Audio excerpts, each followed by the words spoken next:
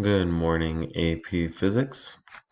This is Mr. Schilling with your mini lesson and your assignment for resonating strings and air columns.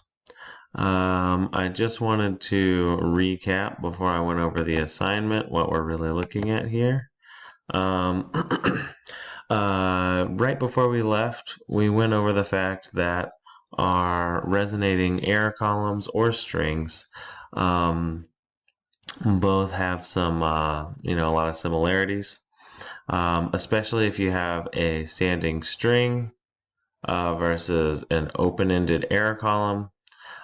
In terms of the equations for our fundamental frequency, which is F is equal to V over 2L. And then you see that your ends are 1, 2, 3, 4, 5, 6, so on and so forth. Those are about the same. Meanwhile, if you have a closed-ended air column, it is F is equal to V over 4L, and our ends are 1, 3, 5. That's just about all that we need to do the assignment. And those formulas are not in your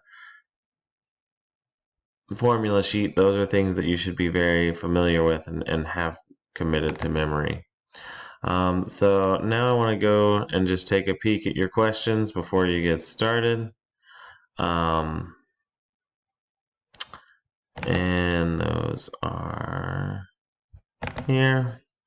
All right, so I also did a demonstration right at the end of class, and you can see here you're talking about an open-ended air column, and this is the calculation that's asking you to do the calculation that I specifically did right at the end of class. Determine the speed of sound of air inside the tube. Once you do that with the open-ended pipe, because you know it has a frequency and a length, the speed of sound in the air is not going to change once you have the closed-ended pipe with the adjustable length. So you can kind of use the same formula for the speed here into this representation to answer these questions. All right. The second question is standing waves on strings. You know the length of the string.